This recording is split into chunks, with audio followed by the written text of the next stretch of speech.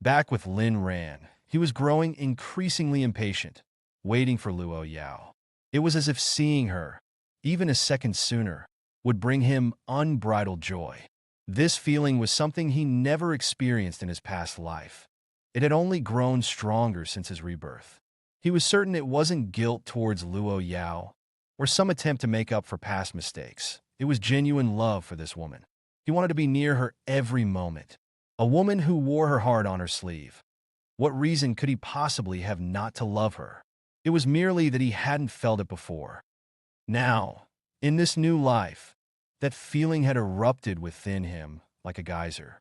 If he could, Lin Ran would tear open his own chest, just to show Luo Yao what was there, to see if their names were etched on each other's hearts. "Brother, what are you doing here?" The familiar voice, laced with a certain unwelcome familiarity, made Lin Ran curse inwardly. It was Lin Jian, whom he hadn't seen in days. He wore a large baseball cap, a mask concealing his face, his eyes wide with a feigned surprise as he looked at Lin Ran. Lin Ran knew that Lin Jian's injuries from their previous encounter hadn't healed, and this disguise was just an attempt to hide his disfigured face. Well, if it isn't the young master of the Lin family," Lin Ran said with a hint of sarcasm. "What happened to your face?" Lin Jian immediately took a nervous step back, glancing around to make sure his bodyguards were nowhere to be seen. "Brother, you are the young master of the Lin family. I know you don't like me. It's all right. If it means you'll forgive me, I'd even leave the Lin family. All I ask is that you return to father and apologize. He'll forgive you." Lin Ran let out a dry laugh.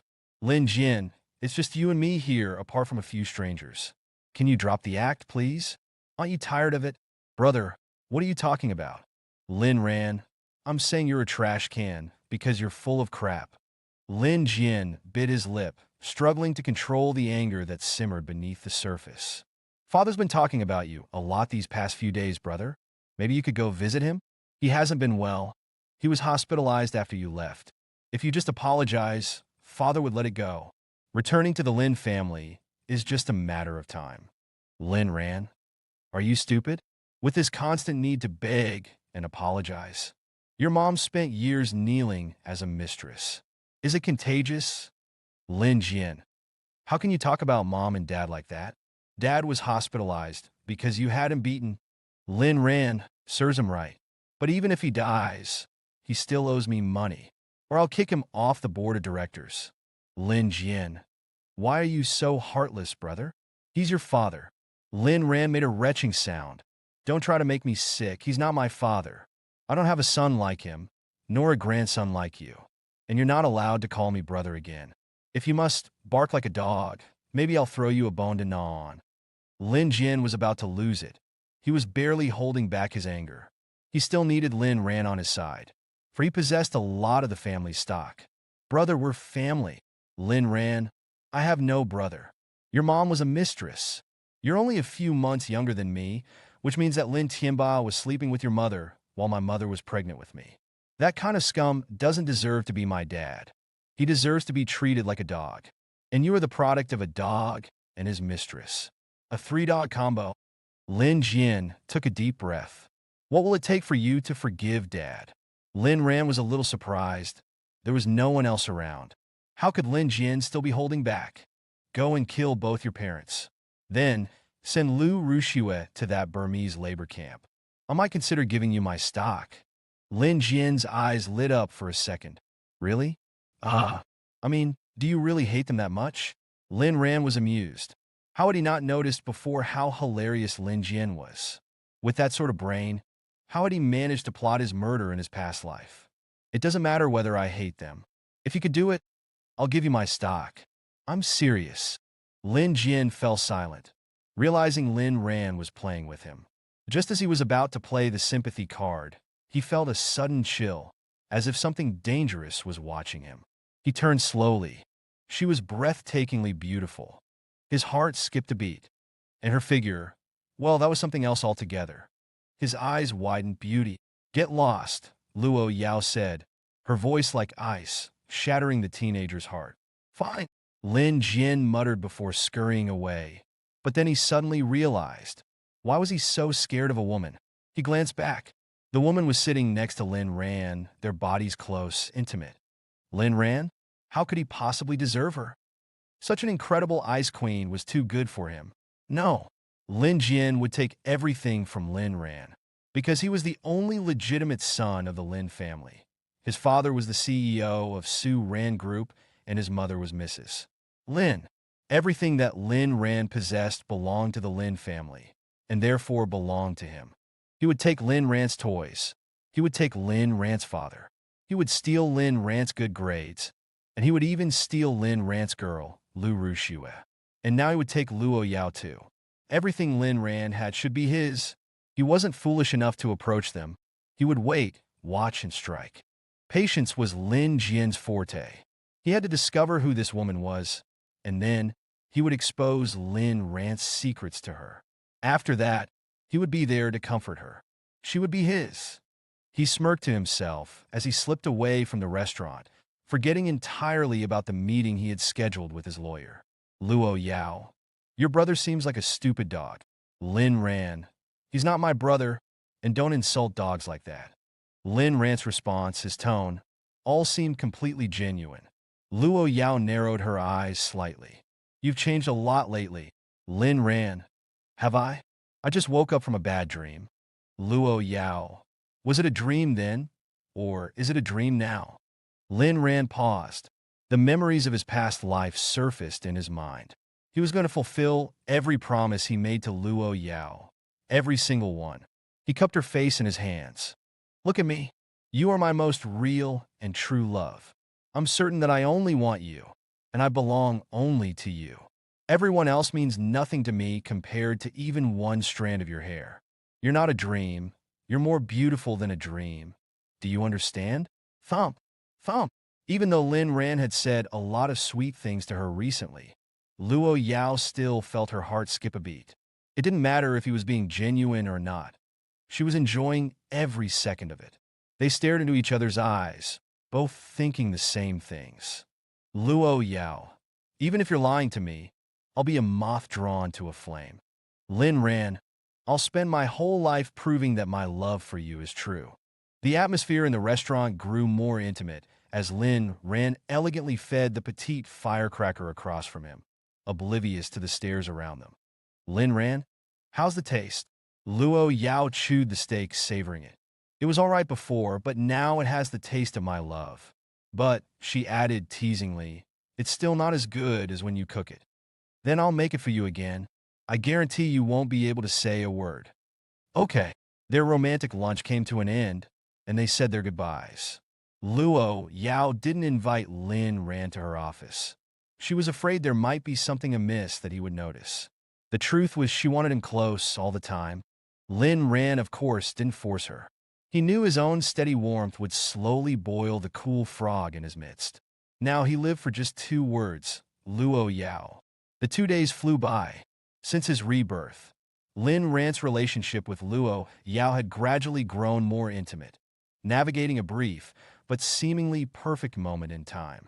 The day before school started, Luo Yao was in her office at the Luo Group, radiating a palpable aura of murderous intent. The entire company was silent and trembling, not daring to utter a word as no one knew why their boss was so furious. Not a single senior executive was spared that morning. Even a dog that happened to walk past was chased away, yelping in terror by the intensity of Luo Yao's gaze. No one felt her rage more than her personal assistant, Lu Meng. She handed a stack of documents to Luo Yao, her hands shaking as she spoke. Madam Luo, these files need your review and signature. Luo Yao was unresponsive, staring blankly at the ceiling. She was counting the number of squares that covered the ceiling, thinking of how many heads could fit in each one. How beautiful it would be if those squares were filled with the heads of Lu Rushue's people. She only came back to herself when she felt thirsty and picked up her water glass. Slowly, her fingers moved to touch the bracelet on her wrist, as if it were a switch that could control her emotions. Taking a deep breath, Luo Yao said coldly, "Get out." Lu Meng practically fled from the office. She had barely returned to the assistant's office when a senior manager approached with a file. This was followed by a moment of shock. Sister Wang, if there's a problem, sue me. Don't give me the file. Wang Fong was a little embarrassed. I'm so sorry, Assistant Liu, but this file is important and it needs Madame Luo's. If you have a death wish, go yourself. Don't drag me into it. Wang Fong. Is Madame Luo really that angry? Why? Lu Ming. I don't know, but her mood is terrible. You wouldn't believe it. The temperature in her office dropped at least 10 degrees. Wang Fong pushed the file forward. Then what do? It's a critical project. Lu Ming adjusted her glasses thoughtfully. Maybe. There's one person who can handle this. Who? Meanwhile, Lin Ran, who was in the middle of reviewing his company's progress, frowned at the incoming call. It was rare for Lu Ming to contact him. This might be the first time since his rebirth. Although he didn't save her number, he recognized the number. It was hard to mistake the 8888 tail end. He was worried that something had happened to Luo Yao. Assistant Liu, is there a problem? Lu Ming was taken aback. How did you know it was me? Lin Ran was surprised too. You call Luo Yao all the time. I know your number. Lu Ming. That makes sense. You have to come now. Something happened to Madame Luo.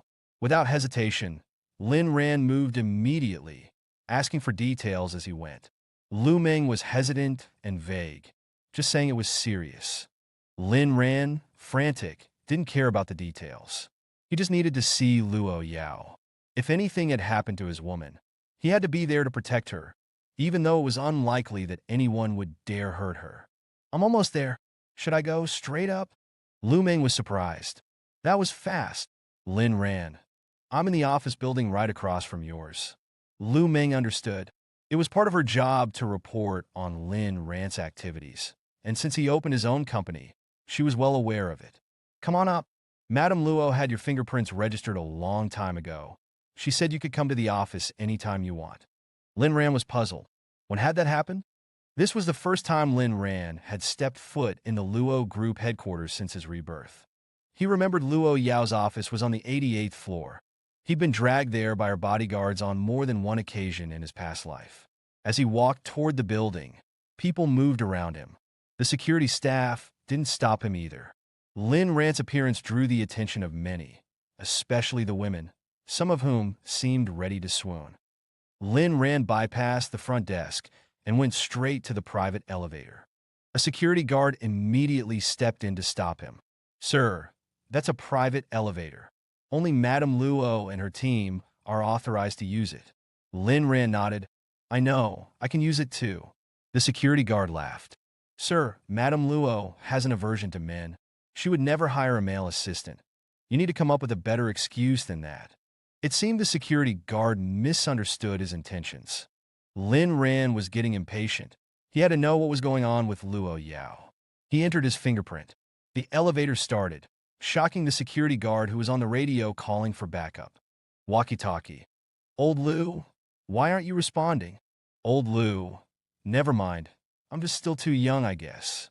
Lin Ran nodded politely at the security guard, acknowledging the seriousness with which he was taking his job. The private elevator was fast. It reached the 88th floor in no time. The doors opened to reveal Lu Ming, who had been waiting. Mr. Lin, you're finally here. Come with me? She thrust a stack of files into Lin Ran's hands and explained the situation. So, the reason you called me was just so I could give these files to Madame Luo? Lu Ming nodded. Not just the files. The important thing is Madame Luo is very angry, although no one knows why, and you're the only one who can calm her down. Delivering the files is just a side matter, she added before trying to push Lin Ran toward the office, but then stopped abruptly. What if Madame Luo knew she had touched Lin Ran? Would her hands be chopped off? While Luo Yao was just the CEO of Luo Group, people in the inner circle knew she was a ruthless woman, and her possessiveness over Lin Ran was something Lu Ming was intimately familiar with. She was the first to collect and convey the reports on Lin Ran's daily activities. That's why she was so scared. Lin Ran didn't notice her hesitation. He was already walking towards Luo Yao's office. His wife was upset. It was his duty to make her happy. He knocked lightly on the door. No response. He tried the handle. It wasn't locked. He stepped inside quietly. No one in the office area, no one in the break room either. Lin Ran was puzzled. Where was she? Was he just here to talk to thin air? Suddenly, he heard a faint, muffled sound like something being broken, barely audible. It was only because Lin Ran's hearing was so acute that he picked up on it. He paused. Where was that sound coming from?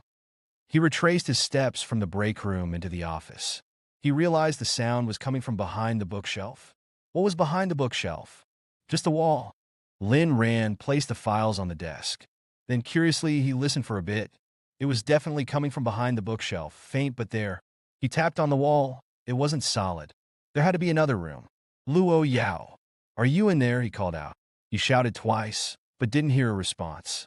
He turned to leave and asked Lu Meng, when the bookshelf slowly began to slide, revealing a doorway. Luo Yao stepped out from behind it, her eyes flicking to Lin Ran, showing a moment of panic before she composed herself.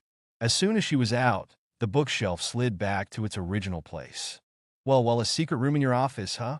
What have you been hiding here, darling? Wife, are you planning on keeping me as a secret lover? He teased. Luo Yao, masking the brief panic, responded, Would you like to be hidden away? Lin Ran nodded. If it's with you, I would. He approached her, a smile playing on his lips. Then, he took her arm and gently pushed her sleeve up. Luo Yao clearly panicked, trying to pull her arm back, but it was too late. He saw the unmistakable marks on her wrist, a series of angry red lines and cuts.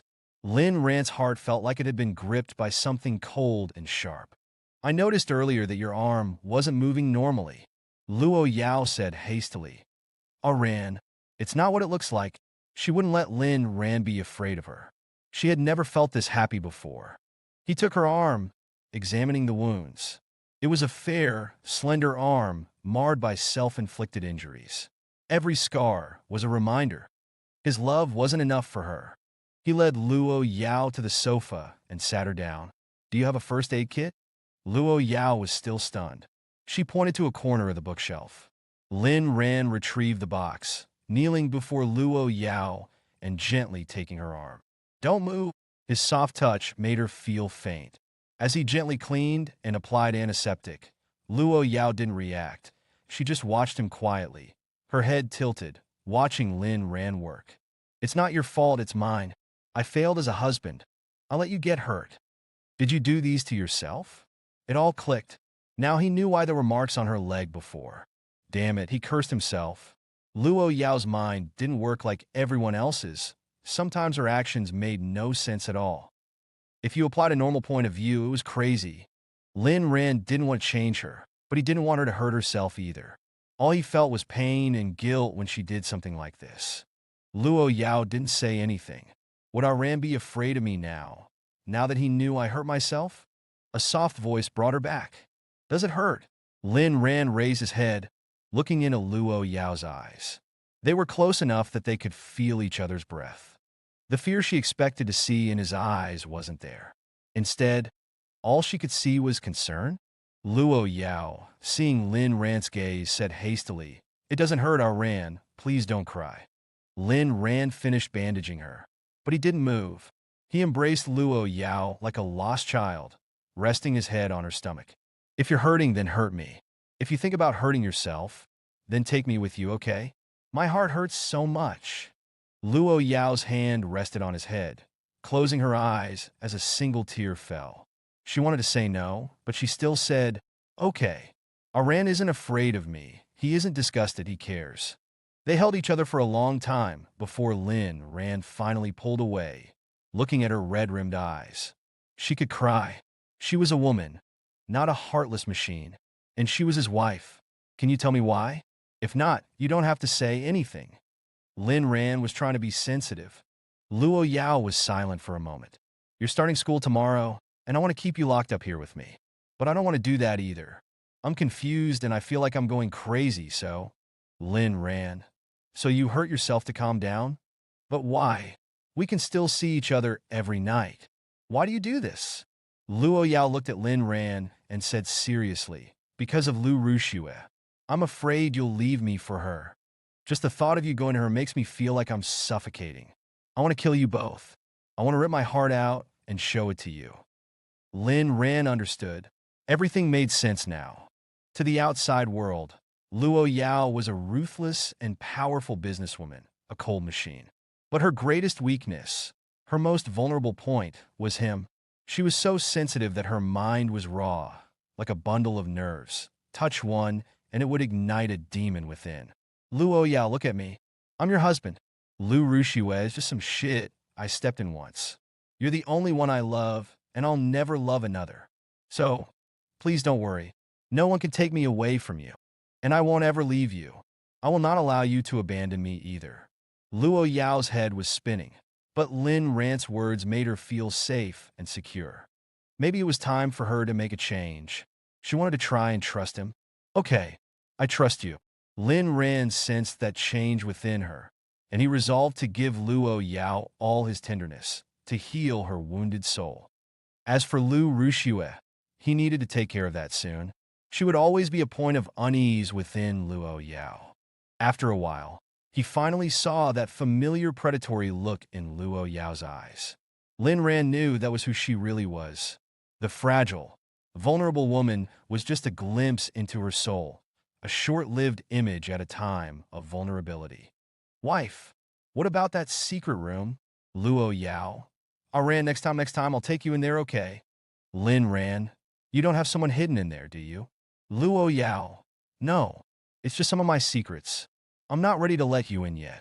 Lin Ran gave her a charming smile. All right then, but I'm angry. I need to punish you. Luo Yao pondered for a moment. Then you can punish me. I'll let you when we get home. Lin Ran raised an eyebrow. Is that punishment? How could she be so willing to give him what he wanted? He casually sat down in Luo Yao's chair.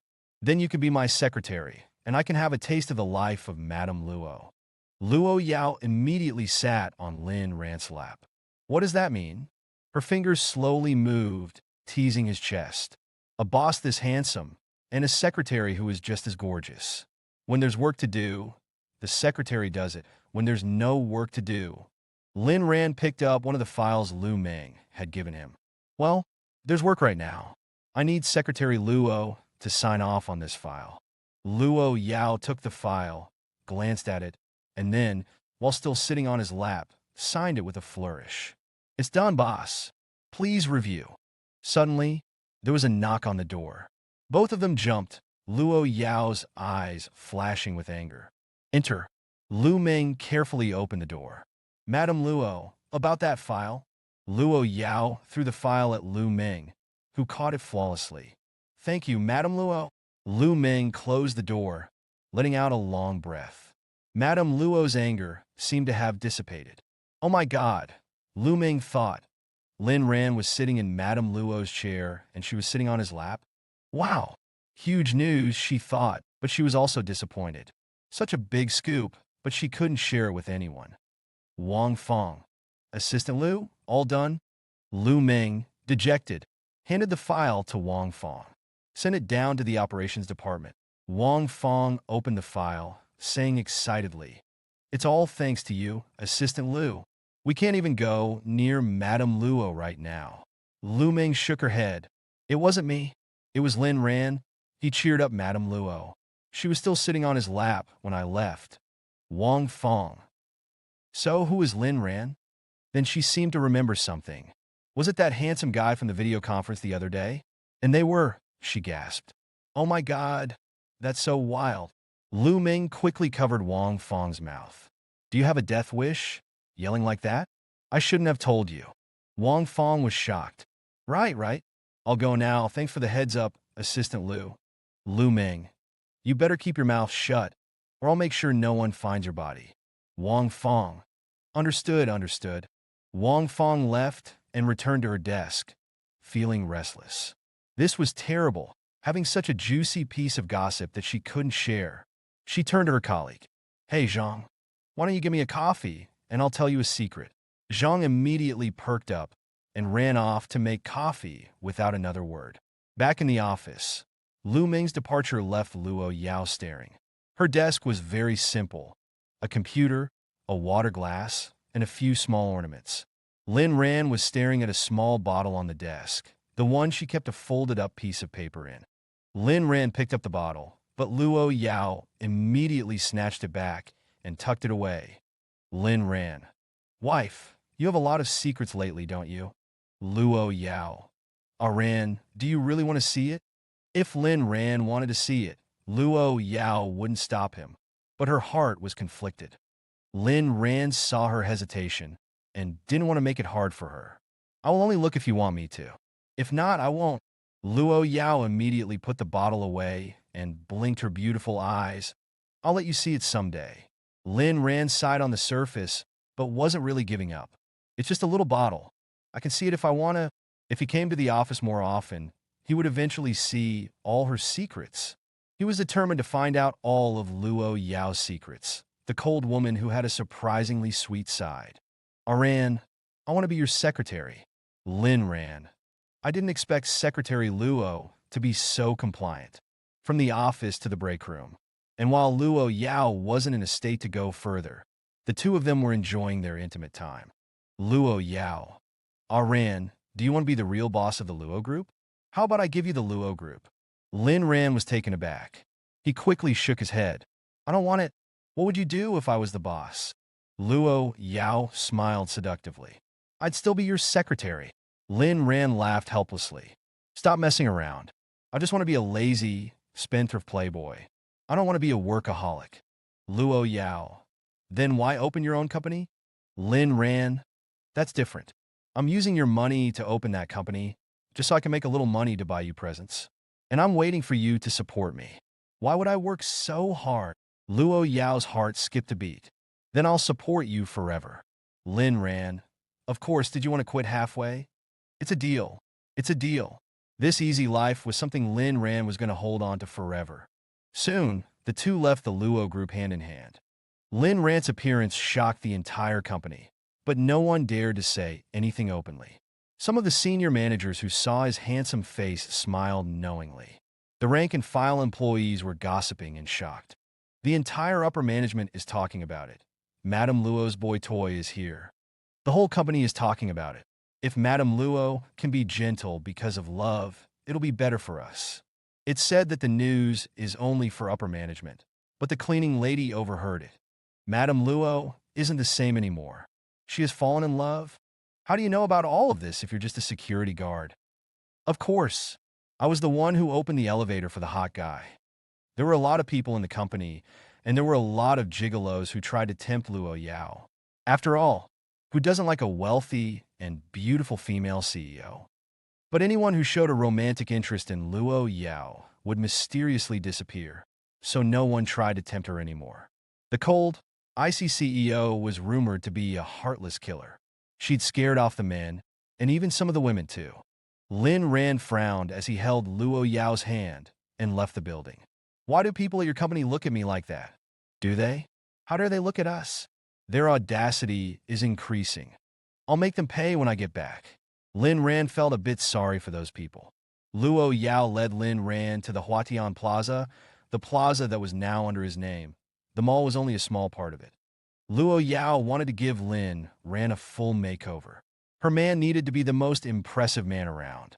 Before, she had resisted everything Lin Ran did, but things were different now. She would treat him better and love him more.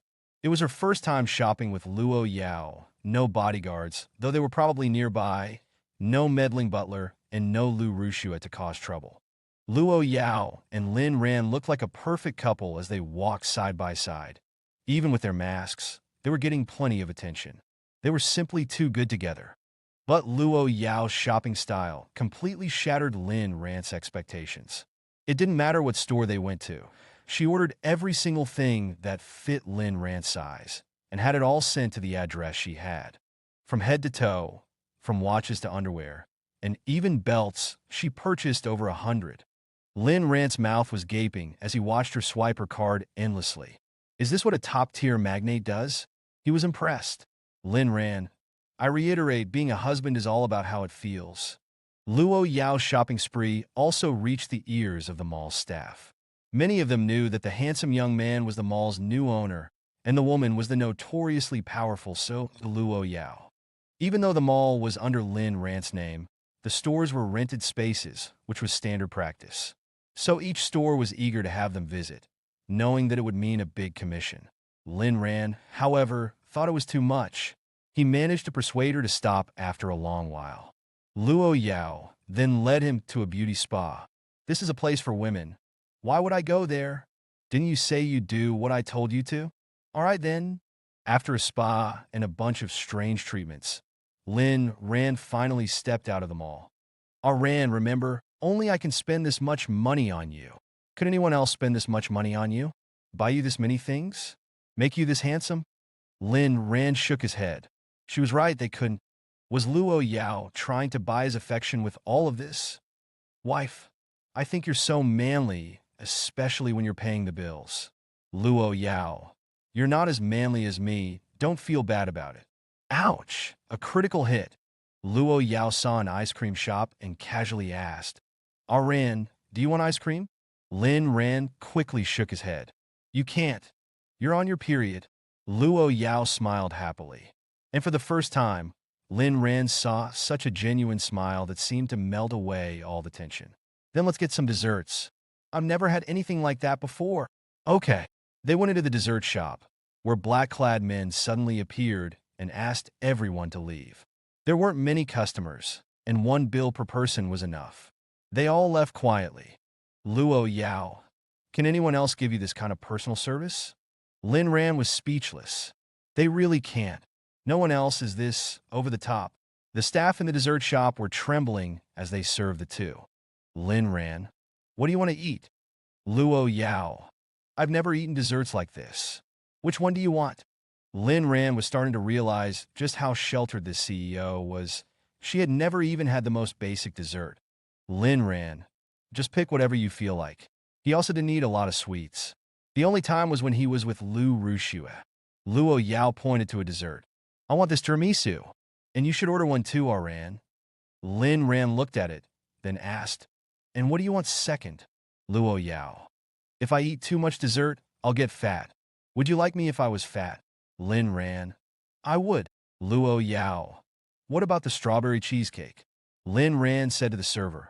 We'll take these two. They sat on the quiet second floor, where Lin Ran started by feeding the little devil. Luo Yao. It's not bad. She then looked at Lin Ran's strawberry cheesecake. Lin Ran smiled fondly, tearing off a piece of his cheesecake and feeding it to her. Luo Yao savored it slowly. She didn't have high expectations when it came to food, but lately, with Lin Ran feeding her, she'd been enjoying each bite. She could feel her body changing. At least she wasn't as skinny as before. Luo Yao, feeling happy, took a spoonful and fed it to Lin Ran. They fed each other. There's a message board here. Let's write something. Lin Ran tore off 2 sticky notes, giving one to Luo Yao and keeping the other. Luo Yao. It's a little silly, but if Ran wants to, I'll do it. Luo Yao wrote. Ran is always with me. Lin Ran wrote. Always with Luo Yao. They put their notes on the board at the same time and smiled at each other. Luo Yao. I know a place with 18 kinds of torture devices for people who break their promises. Lin Ran. Then I guess I'll never see it. They left the dessert shop, and Lin Ran went to buy a milk tea. Lin Ran. I got it without ice since women are supposed to like that. Try it. Luo Yao. Did Lu Rushua like it? Lin Ran said, laughing. She only likes to eat shit. Can we please not talk about her? Luo Yao took a sip. It's not bad. You drink some too. It was the first time she had ever drunk milk tea and eaten a dessert in public. She was surprised at how good it tasted. Looking at the milk tea, Lin Ran took a sip without hesitation. Luo Yao enjoyed the feeling of sharing a drink and a straw. It was a sensual and subtle kiss that was even more intimate than their nights together. This was Lin Ran's way of getting closer to her. He only bought one for a reason. The end of their date was the happiest Lin Ran had ever had, both in this life and the last. Though they were only doing simple things, doing them with Luo Yao made them meaningful. Love was about a feeling, not an act. It was all about who you were with. In his past life, Lin Ran was with Lu Rushue and his family, but only felt small and ashamed. In this life, being with Luo Yao gave him happiness and fulfillment. For Luo Yao, This was a memorable afternoon as well. That night, I'll drive you to school tomorrow. Don't you go see Lu Rushue. I definitely won't go see her, but we're in the same class. Not anymore? Lin Ran paused, smiled, and nodded. Okay, I won't go see her, and if she comes to me, I'll insult her. Luo Yao pointed at her eyes. Remember your words. I'll be watching you. Lin ran. Of course, like a CCTV camera on a clock.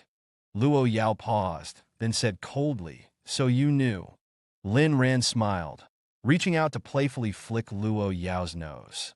I'd say that I like you watching me all the time. If you're not comfortable, you could put a tracker on me. Isn't that what the possessive CEOs in novels always do? Luo Yao. I already did. 3 years ago. Lin Ran was speechless. No wonder she could find him anywhere. Even if he was dead and buried, she'd still find him. That was the reason. Luo Yao. Will you blame me? Lin Ran replied seriously. No. That way, even if I die, you'll find me. Luo Yao. If our Ran dies, I'll be with you too. Whether it's heaven or hell, you belong only to me. It's a deal. No regrets. Opening day. Kyoto University, being a top university, was a sight to behold on its opening day. Lin Ran was now officially a senior. Countless students were stepping through the gates of their dreams. But there were always those who arrived through other means like Lin Jian and Lu Rushue. Lin Tianba had used his company, Su Ran Group, to build a dormitory for the teachers in exchange for 2 admissions. He gave one to his younger son, Lin Jian, and one to his niece, Lu Rushue. Lin Ran, on the other hand, had gotten in by himself. Today, Lin Tianba was personally driving his son and niece to school. Just as they reached the gates, a luxurious Rolls-Royce approached, forcing Lin Tianba to quickly move out of the way. Lin Jian hadn't been out these past few days. His injuries from Lin Ran's attack had not fully healed. He didn't want anyone to know that. He had gone to the restaurant to consult a lawyer, and it was there he had seen Lin Ran. He looked mostly normal now and no longer had to wear a mask. Lu Rushue hadn't been to school since the luxury car incident. She was too embarrassed. And the school's forum was full of threads about her and Lin Ran. Most of the students were rational. She was called a gold digger, at best. And then, Lin Ran had stopped pursuing her, and even used his car to humiliate her. She hadn't told Lin Jian or Lin Tianba about that.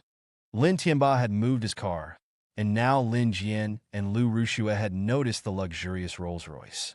They wondered what rich kid had come to Kyoto University. Then they saw the license plate. Kyoto A00001.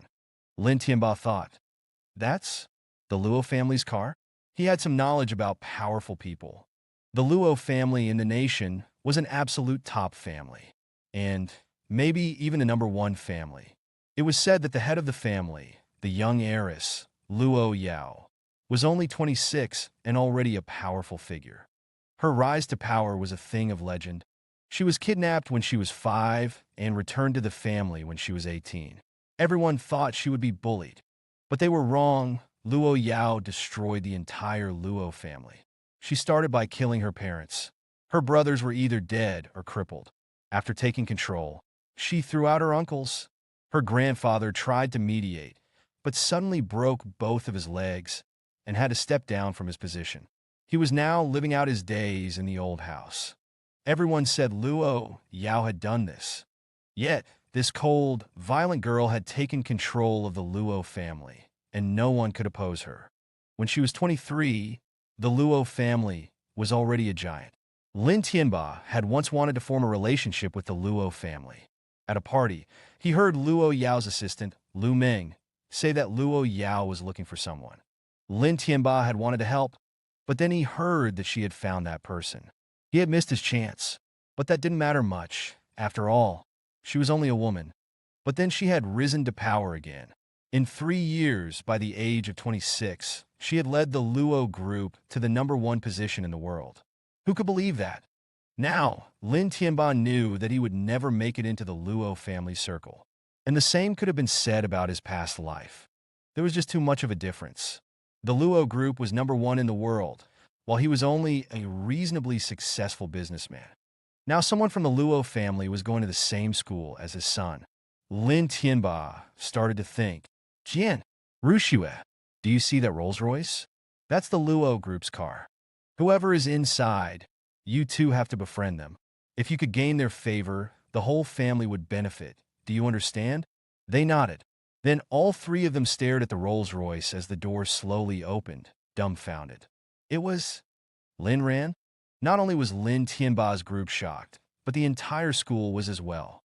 The older students were shocked that Lin Ran was arriving in a Rolls-Royce.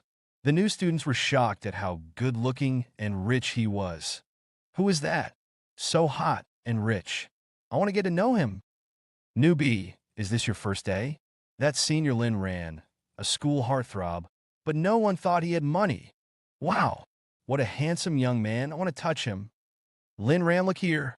Are you really done with Lu Rushue? How about me? Lin Ran doesn't like Lu Rushue anymore. Where did you hear that? Go to the school forum. Lu Rushue's face looked terrible. Listening to the girls' gossip, she felt a pang in her heart. It felt like she was losing something. When did Lin Ran become so popular? Just as Lin Ran started to walk, the car window opened, and Luo Yao's voice, laced with killing intent, echoed out. Honey, a kiss. Lin Ran immediately turned back and kissed her. That's a goodbye kiss. I'll be home soon. Satisfied, Luo Yao scanned the onlookers with a cold stare. She was warning them. This man was hers. Don't touch him. This scene shocked Lin Tianba, who was about to get out of his car. He quickly put away his cigarettes and returned to his car. Did he see that right? Was that Luo Yao in the Rolls-Royce? He wasn't sure, so he started looking for information on his phone. Oh my God, it's her. Lin Jian saw her too. When he saw Luo Yao, his heart skipped a beat. She was too beautiful. How could such a beautiful woman kiss Lin Ran in public? It was unfair.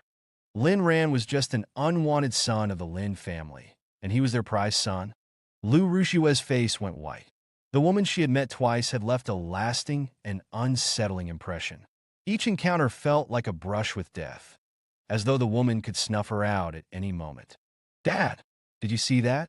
My brother kissed that beautiful woman right in front of everyone.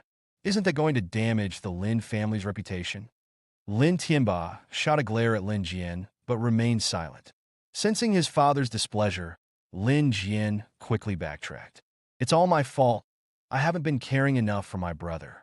I failed to see how he would bring such shame to the family. It's all my fault.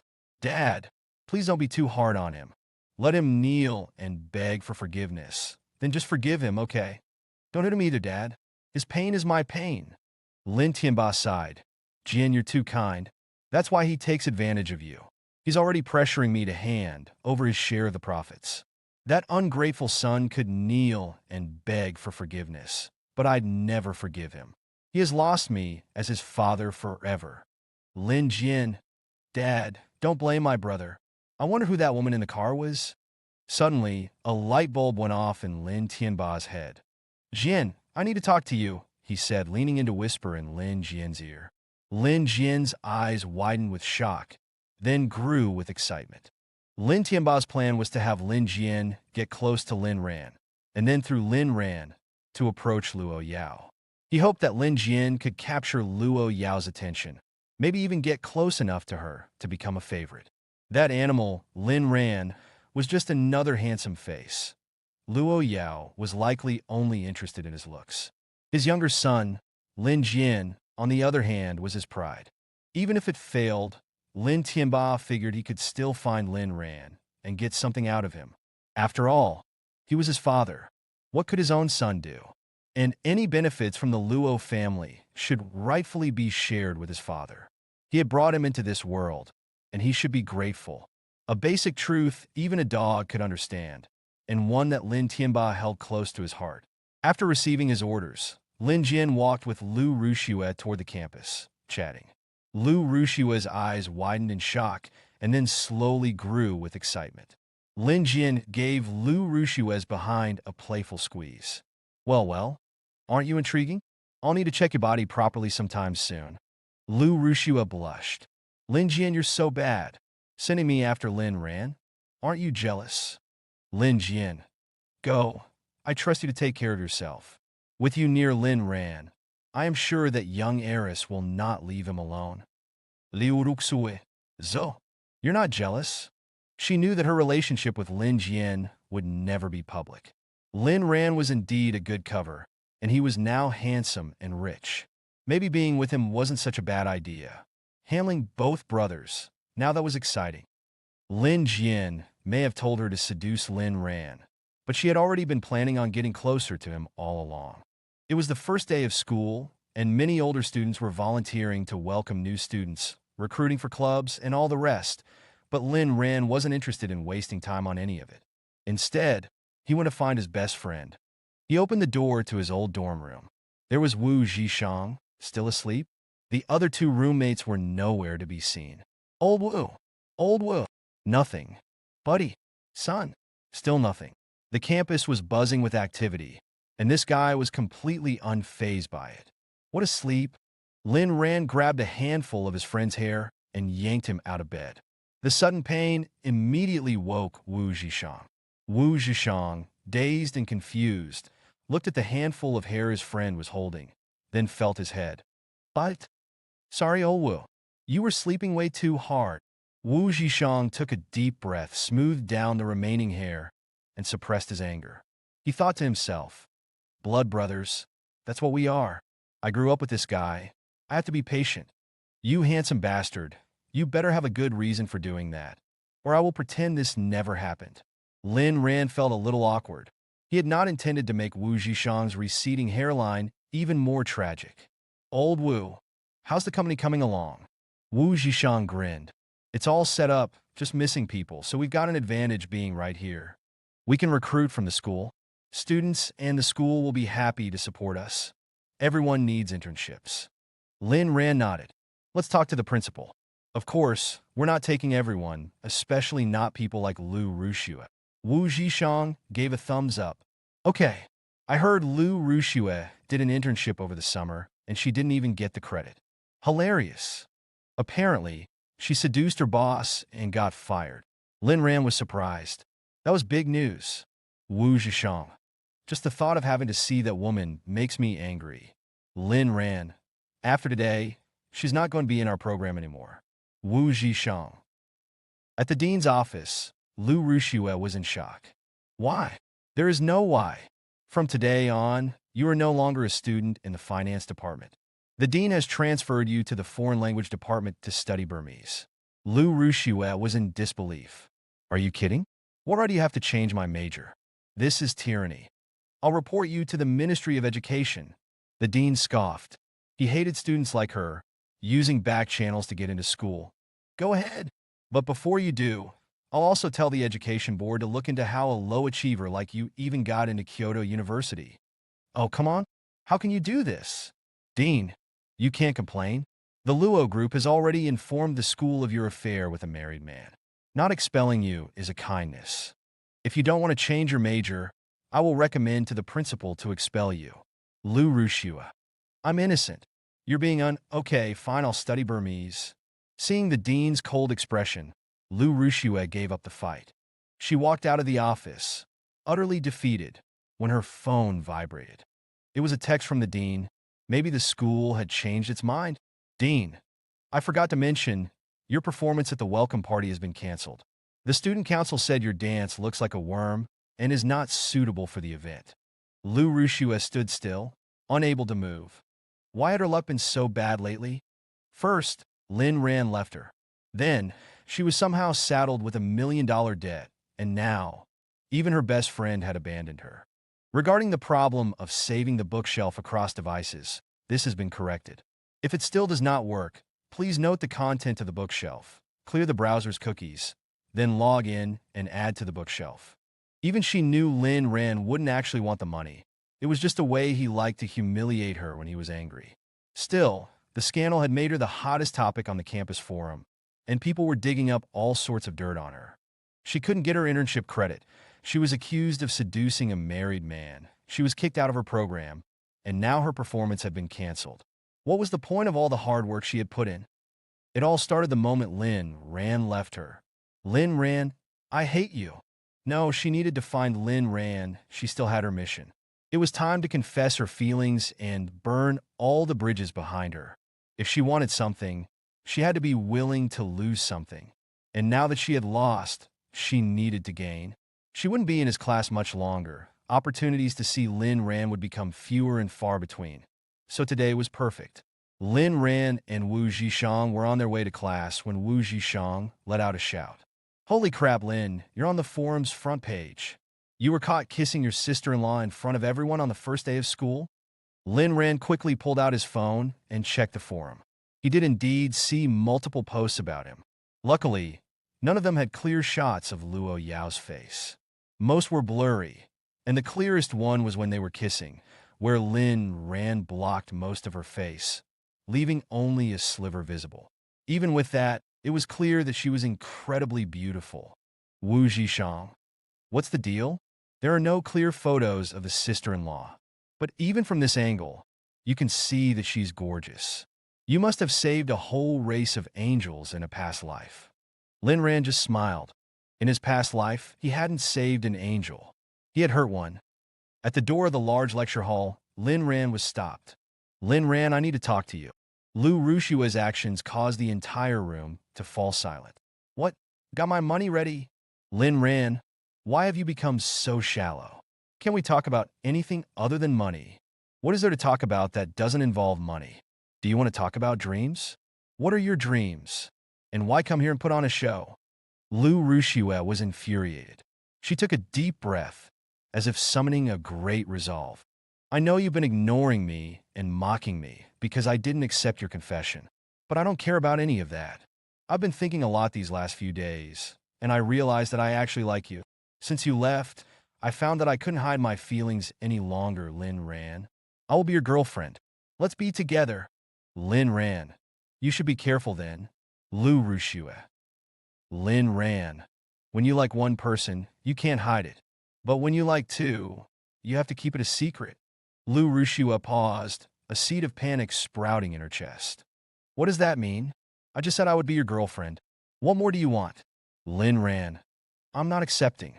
And you should pay me back what you owe. Lu Rushua could not take it anymore. Money, money, money. Is that all you think about? Is that all our relationship means to you? Lin Ran. Our only relationship is that of creditor and debtor. Lu Rushua was crestfallen, but she still pushed on. I admit that I was a bit demanding in the past. Lin Ran, let's not do this. Let's go back to how we were. I'll be your girlfriend. Please don't ignore me, okay? Haven't you missed me these last few days? Lin Ran. Hold up. It doesn't matter if I missed you or not. If you miss me, you can call. If you cannot find the book by title, please try searching for the author. Perhaps the title was changed. My bank account hasn't changed. It's still with the agricultural bank. Lu Rushua felt insulted. Was Lin Ran really not getting her message? Lin Ran, are you really stupid? Or are you just acting stupid? I'm getting really angry.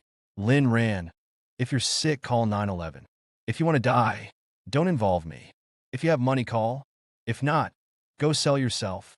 Lu Rushua's eyes fluttered, and tears streamed down her face like broken pearls. But the whole class was silent, watching her with cold indifference. In the past, at least some of his fans would have confronted Lin Ran, but things had changed. Wow, Lu Rushua is so shameless. Lin Ran posted his wedding announcement, and she's still chasing him. Isn't that typical of a homewrecker? Well, technically he's not married, they just got the marriage certificate. Maybe he got that online to torment Lu Rushua. I saw Lin Ran arrive today in a fancy car with a beautiful woman in it. Maybe he's a kept man. Surely not? Lin Ran doesn't strike me as someone who would compromise for money. Regardless of whether it's real, Lu Rushua confessing like that was quite unexpected. Lu Rushua's eyes widened at the whispers. She looked at Lin Ran in disbelief. Lin Ran, you're married? Lin Ran shrugged. Is that a problem? Lu Rushua, listen, if you want to be a homewrecker, go find someone else. And if you want to pay me back, then come to me. Lu Rushua ran off crying. She had just realized that Lin Ran had made an announcement. But she was no longer in his circle. She was blocked. With Lu Rushua gone, the classroom buzzed with gossip again. Several people were stealing glances at Lin Ran. Some, with their curiosity bursting, could not help but ask Lin Ran directly. Lin Ran, not wanting to disclose who his wife was until he had ascertained Luo Yao's feelings, only confirmed that he was married, but wouldn't say who to. The girls in the class were crushed. Others still thought Lin Ran was faking it, to further torment Lu Rushue. Lin Ran's simping past was still too fresh in everyone's memory. Lu Rushue went back to her dorm and cried into her pillow. She felt like Lin Ran didn't care about her at all, and she couldn't accept it. Hua opened the dorm door and immediately spotted Lu Rushue with puffy, red eyes. Remembering her previous betrayal, she was a bit embarrassed. Rushue, I was only stalling for time. I knew if you asked, Lin Ran wouldn't really make you pay. But if it were just me, he would absolutely make me pay, you understand, right? After all, we are best friends. Lu Rushue stared at Hua, unsure whether to believe her. But you didn't give me an explanation for so many days. Hua, my dad called me home for a blind date. That's why I haven't had time. Lu Rushue accepted Hua explanation, and the two friends were soon on good terms again. How did the blind date go? It was a disaster. Those men were either hideous or just plain bad. None of them held a candle to your Lin Ran. Speaking of Lin Ran, Lu Rushue's eyes welled up again. Rushue, what's wrong? Did Lin Ran bully you again? Lu Rushue started crying even harder. Lin Ran, he might be married. He doesn't want me anymore. Hua eyes widened. What? After Lu Rushue explained, Hua started to laugh. Rushue, don't worry. I bet Lin Ran is lying to you. Lu Rushue. Hua, think about it. Lin Ran was always head over heels in love with you. How could he just drop it all like that? He's just being clever, trying to play hard to get. He's driving a fancy car, pretending to be rich. I don't know where he got the money from, but all this is definitely to provoke you, to make you see his worth. You always spent his money but never accepted him. He probably held a grudge. That's why he rejected you today. It all clicked for Lu Rushue. She looked up, remembering the woman who had taken Lin Ran away. Maybe it was because of her that Lin Ran was afraid to get too close to her? That must be it. Lin Ran could not like her. He was probably being forced into it. He also wouldn't marry anyone other than her. Wah, Lin Ran started lying just to provoke me? I spent his money to encourage him to improve. How can he be so dense? He doesn't understand anything. Hua stared at Lu Rushue as if she was an idiot. If it wasn't for her plan to get close to Lin Ran, she wouldn't have bothered being friends with this low-IQ woman. She had used her cousin at the insurance company to check things out, and Lin Ran was indeed the owner of the Koenigsegg. Not only that, but he also owned dozens of other luxury cars, the cheapest worth millions. That information had completely floored Hua. Lin Ran's coldness toward Lu Rushue was genuine. He really didn't like her anymore, which meant that it was her time to move up. Lin Ran was handsome, rich, and successful, a total catch. If Lu Rushue didn't appreciate him, then she would. All these years, she had never even held his hand, but had always spent his money. Disgusting. It's okay, Rushue. You're the most innocent girl I know. You'll make Lin Ran fall for you again. Thank you, Nini. You're right. Lin Ran loves me so much, he must be lying to me. Don't mention it. That's what best friends are for. In the afternoon, at the principal's office, Principal Tang was calling his former students, trying to find internship positions for his current students. Companies were struggling. Large companies were monopolizing everything, and small companies were struggling. And the large companies' positions were incredibly competitive, while the small companies didn't want to waste resources. It was becoming harder and harder for college graduates to find work. Even at Kyoto University, a top school, many students were struggling to find employment, and it was something that the principal was determined to fix. On top of that, the library was aging, and he hadn't been able to secure funding for repairs. There was just so much that he needed to take care of personally, and he was only 50, but his hair had already turned completely white. Knock, knock, knock. A knock came at the door. Come in. The principal looked confused when he saw two students enter. What brings you two here today? 10 minutes later. Principal Tang. So, you're saying you've created a media company and want to recruit students from the school? Lin Ran nodded. Principal Tang's face lit up. Of course. That's good for you and good for our school. It would really help our students find work. Other students had tried to do something like this before, but the results had never been ideal. How many positions can you offer? Wu Zhishang handed some documents over to Principal Tang. The more he read, the wider his eyes got. You need 100 students? Such a large-scale recruitment. Can you handle it if it doesn't go well? Lin ran. Thank you for your concern, Principal, but we're financially sound. 100 is only our first batch. Once we expand, we will come back for more. Hopefully, you can make it easier for us. Principal Tang, tears welling up in his eyes. Of course. Absolutely. This is huge. Once the new student military training is done, you can announce your recruitment at the welcome party. Lin ran. Thank you, Principal. I'm planning to recruit from the art and finance departments as well as other departments. Principal Tang. Of course. It's good to diversify. A company needs different kinds of talents. You have to understand how a company works. Leaving the principal's office, Lin Ran and Wu Zhishang shared a smile. Mission accomplished. The day flew by, and it was soon evening. Luo Yao had personally taken Lin Ran to school in the morning, and Lin Ran left in the Koenigsegg in the evening. This scene stunned the students. They couldn't help but question what they knew about Lin Ran. The freshmen were especially mesmerized, their eyes shining like stars. From that day on, Lin Ran became a true campus celebrity. Combine that with his prior popularity, he was the talk of the school. When Lin Ran returned to the manor, he was shocked. Welcome home, sir. Servants were lined up. The living room was covered with a red carpet, and the old butler was holding a bottle of champagne. Lin Ran was confused. Young Master Lin, Miss said that it was your first day back at school, so she asked us to prepare a welcome feast. A feast for the first day back at school? Clearly money could buy anything. Has Luo Yao returned? Just then, Luo Yao walked in from outside. Lin Ran turned and hugged Luo Yao, immediately kissing her. Luo Yao, you're very punctual. Lin Ran, of course, I promised I would be home early. Luo Yao looked up, her gaze suddenly sharp. Did you see Lu Rushue today? The room went silent. Yao Yao, I don't want to lie to you.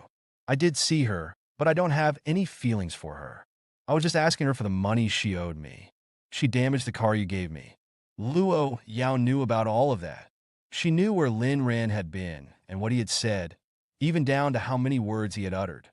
Fortunately, Lin Ran hadn't done anything inappropriate, but Luo Yao was still very displeased. She would punish Lin Ran, make him feel the pain, so he would think twice before acting out again. Lu Rushue dared to publicly confess her feelings to Lin Ran. That was just like a dog going to the outhouse, a suicidal act. The dining table had been transformed into a luxurious feast. Lin Ran purposefully sat next to Luo Yao. He needed to make her feel as secure as possible.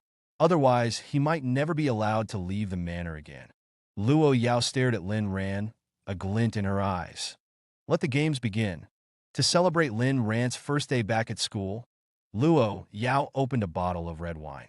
The two had a very warm and pleasant meal, during which Luo Yao didn't show any signs of being different than usual. Lin Ran, aware of his low alcohol tolerance, was careful not to overdo it, worried that he might say something he would regret while drunk. Luo Yao finished her glass, walked behind Lin Ran, wrapped her arms around his neck, and spoke softly. Aran, happy first day back at school. Let me feed you the last of my wine. Lin Ran blushed and nodded. Okay. This little minx knew exactly how to tease him. Luo Yao kissed him, feeding him a sip of the expensive red wine. That sip was poison. Literally. Lin Ran felt his head spinning. When he woke up again, he found himself naked in bed. He tried to get up, but couldn't move. That familiar feeling? Memories came flooding back. Lin Ran felt a chill run through him. He slowly turned his head to look at a figure next to the bed. Wife, what are you going to do? Luo Yao didn't say anything. Instead, she leaned in close, staring intently at him. Her gaze was saying, You've been naughty. Luo Yao, you're not serious, right? Right? Luo Yao feigned a pitiful look. Husband, do you like Yao Yao? Lin Ran nodded frantically. Yes, I do. I like you most of all. So, whatever I do, you won't be angry, right? Lin Ran nodded so hard, he could have concussed himself. Of course, of course. How could I possibly be angry at you? 49 minutes later. This little minx was ruthless. Lin Ran knew that the more he resisted, the angrier Luo Yao would become. That was a lesson he had learned in his previous life. Luo Yao was still the little devil he knew, even though she had recently been acting a bit gentler. Her core nature was never going to change. Lin Ran remembered a time in his last life when things had been much worse for him. He'd been battered and bruised in ways that were almost unbearable. It was because on Luo Yao's birthday, Lin Ran had used the excuse of preparing a gift to go and see Lu Rushue. Afterwards, Luo Yao had personally treated his injuries. At that point, Lin Ran had resisted violently, even slapping Luo Yao across the face. He remembered after that he had spent 3 months in a cycle of imprisonment. He was confined on Mondays, Wednesdays, and Fridays, and indirectly confined on Tuesdays, Thursdays, and Saturdays. He was only set free when Luo Yao had finally decided to. He had thought that this time, he would escape the same fate, but here he was, right back where he had started. Aran, why won't you listen to me? Why did you meet with Lu Rushue? Don't you love Yao Yao anymore? Lin Ran took a deep breath. The recent beating had left him with fresh cuts on his skin. Of course I love you. I hate Lu Rushue, but she always seems to appear before me out of nowhere. There is not much I can do. You can always deal with her directly if you want to. Luo Yao grabbed Lin Ran's face, forcing him to look into her eyes. I've been dealing with Lu Rushue all along. Aran, we are the same type. We enjoy slow torture. But I don't know if what I see is the real you, or if you're just acting. And frankly, I don't want to know. I just want to warn you that if you ever do something to betray me, you will suffer terribly. And Lu Rushue will die even worse. Don't think I am joking because I'm serious. Even I am scared of myself. Lin Ran wasn't fazed by Luo Yao's threat. This was Luo Yao when she was, in his understanding, having an episode. Lin Ran knew Luo Yao's personality, not just from this life, but from his previous life. In his past life, Luo Yao was mostly restrained. She liked to be with him, control him, and possess him, but occasionally she would snap. Whenever she did, it was because he had done something to anger her. After the outburst, she would come back and coddle him or disappear for a few days before reappearing. Once, after one of her worst episodes, Luo Yao had told Lin Ran the truth. She couldn't control herself, especially when he would run from her. That made her want to do terrible things. At that time, Lin Ran hadn't understood and had just thought of Luo Yao as a monster. After being reborn, he had tried to understand Luo Yao, to love and accept her. He had gradually come to the conclusion that Luo Yao might have split personalities. When she was good, she expressed her love for him. When she was bad, she lashed out at him with hatred. That was why when he had seen her harming herself at the office, he had known immediately why she was doing it. He had hurt Luo Yao in the past. This was what he owed her. And this time, Luo Yao had been kind. Certainly more kind than she had been before. He knew better than anyone what the consequences could be like. Lin Ran felt Luo Yao's hands tightening around his neck. He could feel her breath, her eyes, her heartbeat. She lacked love, and he would give her love. Endlessly. I am being serious as well. My love is only for you. You can hit me, you can curse me, and I won't get angry. When you feel like hurting someone, I hope that person is me and not you like now. But if you suspect that I would betray you, then I have to tell you, it's impossible. Come on, if it makes you feel better, just do it. Luo Yao looked at Lin Ran confused. Are you serious? Lin Ran's heart skipped a beat. Of course, seriously? Why would you not follow the usual pattern? You're enjoying this, aren't you? After a long while, Lin Ran was finally free. Luo Yao sat silently by his side like a child who had done something wrong. Aran, I'm sorry, I'm so sorry. I didn't mean for this to happen. Luo Yao felt terrible and heartbroken.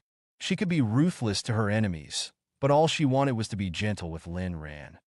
She didn't understand herself. She loved Lin Ran so much it hurt, yet sometimes she couldn't resist hurting him. Every time her heart would start to race because of Lin Ran, she would feel a compulsion to grab him and hurt him. If she didn't punish Lin Ran, she would retreat to her secret room. She didn't want to go there because Lin Ran didn't like her hurting herself. But she also didn't want to hurt Lin Ran. The more intense her internal conflict, the more extreme she became. Sometimes she wondered if she was losing her mind. Lin Ran, remember what you asked me when I woke up earlier? So don't say sorry. No matter what you do, I won't be angry at you because we are husband and wife. Luo Yao shook her head. But I'm not okay. Luo Yao didn't feel okay because she knew she had done something wrong. But the strange anger she had felt earlier had disappeared. Now, she was more concerned that Lin Ran would be afraid and run away from her. She wanted to be good to him, but she was afraid that he would leave. She felt like this was her intention, and it was not. It was a messy, insecure feeling that no one else could understand. Her head was really hurting. Lin Ran, I actually understand what you're thinking. Don't worry. I won't be scared and I won't leave. I just want to be with you forever, to build a safe haven for your soul that will last a lifetime. Luo Yao stared at Lin Ran in disbelief. Every word he had spoken touched her heart. He really did understand her. Luo Yao held out her hand, giving him something with a gesture of pure surrender. Here, Lin Ran. Luo Yao. It's for you. Lin Ran's eyes lit up. He immediately sat up. Regardless of whether he was forced to endure it or had volunteered to do it, he had indeed suffered a lot in both this and his past life. Wasn't this the perfect opportunity to get his revenge? Lin Ran grabbed the little object, raising his hand. Luo Yao looked up at him, her eyes unwavering, not making any attempt to avoid the impending act. As long as Aran was happy, as long as he wasn't angry at her, he could hit her, scream at her, do whatever he wanted to her. Lin Ran's hand remained suspended. He looked into Luo Yao's eyes, and his heart softened. In that respect, he knew that he could not surpass Luo Yao. Luo Yao loved him more than he loved her, or at least, that's what he believed. And still, Luo Yao was able to hurt him. That was her special strength over him. I love you, and I will hit you. They weren't mutually exclusive. Forget it, I'm not going to stoop to that level. Luo Yao's eyes sparkled. Aran, are you sparing me? Lin Ran nodded, admitting it openly. Too much love? I can't bring myself to do it. Too much love? Luo Yao murmured those words under her breath, feeling like something had struck her in her heart. You can do it gently. Even gently, I can't. Luo Yao's eyes became distant. If that's the case, then I will try a different type of punishment for now. Lin Ran. What kind of punish a move? Luo Yao was back on top of him, dancing with wild abandon. Lin Ran had tried several times to turn them over, but he wasn't able to succeed. How did this little minx possess such incredible strength? He was a 6-foot-tall man, yet he couldn't overpower a woman who was not even 5'6". It was ridiculous. Who was the man in this relationship?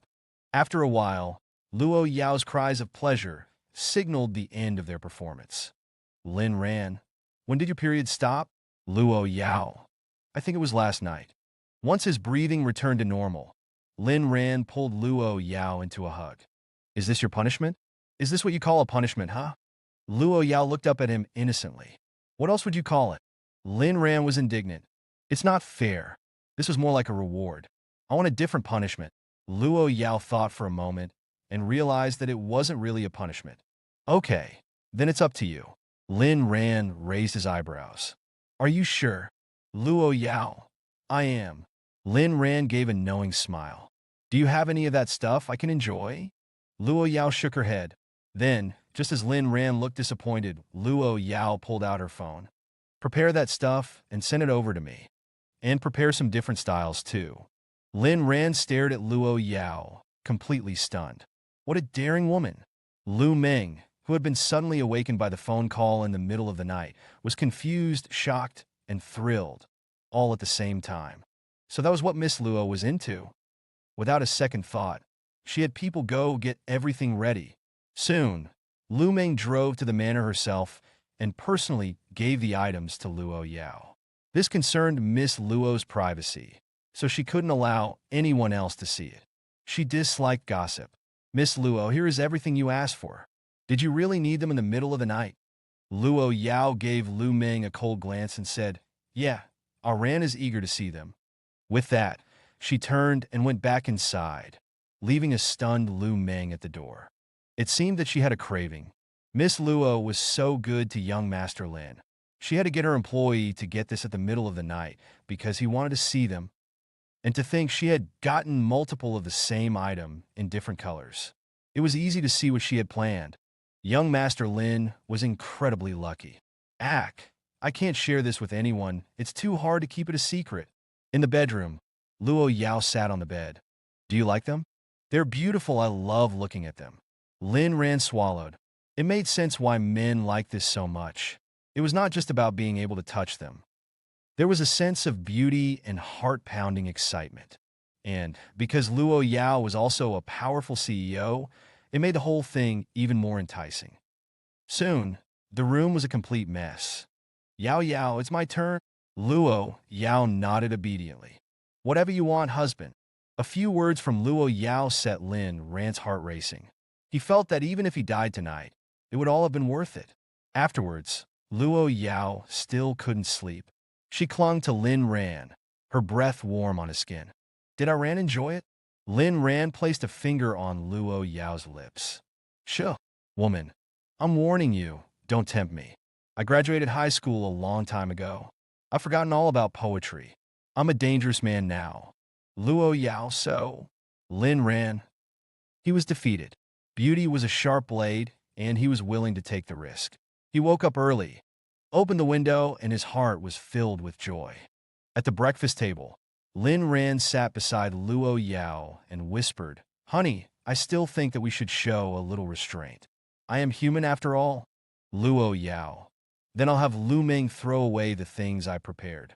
Lu Meng, who was waiting outside the villa for Luo Yao, was resting her eyes. She had been tossing and turning all night, and now she had dark circles under her eyes. She opened her eyes, checked the time, and knocked, seeing that it was a little late. She followed the butler into the dining room, only to hear Luo Yao's words. She was confused. Did Miss Luo have her prepare something? Oh no! The gossiper in her had started to light up again. She had been following Luo Yao for 3 years, and she had gone from being a small assistant to her right hand, so she knew Luo Yao quite well. But it was precisely because of her understanding that she was now shocked at Luo Yao's recent changes. Turns out that was the real Miss Luo. Young Master Lin was incredibly lucky. But did he really deserve the best woman in the world? Well, he was handsome, that was for sure, and she hadn't found anything particularly special about him otherwise. Lin Ran. There was more stuff? Wait, that wasting things is bad, and we definitely can't litter. Luo Yao laughed, leaning forward. Aran, I think I've discovered a way to control you. Lin Ran. You should say that I am willingly giving up control. Is that so?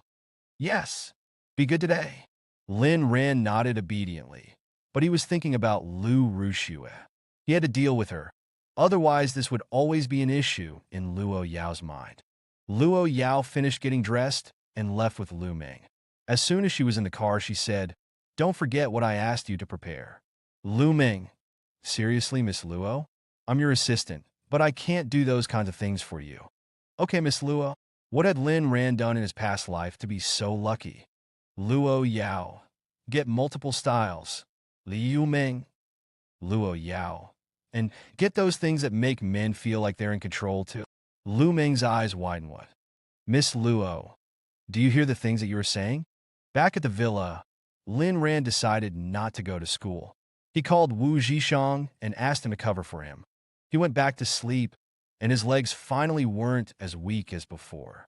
After resting, Lin Ran thought it was time to start dealing with the people who wronged him in his past life.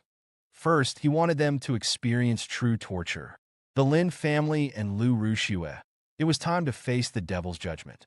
After planning, he called Wu Zhishang. Do you know who Brother Dao is? Wu Zhishang was shocked. As a local, how could he not know Brother Dao? On the other end of the phone, Wu Zhishang was sweating profusely. Of course I know. Lin, what do you mean? Did you get into trouble with him? Lin ran. No.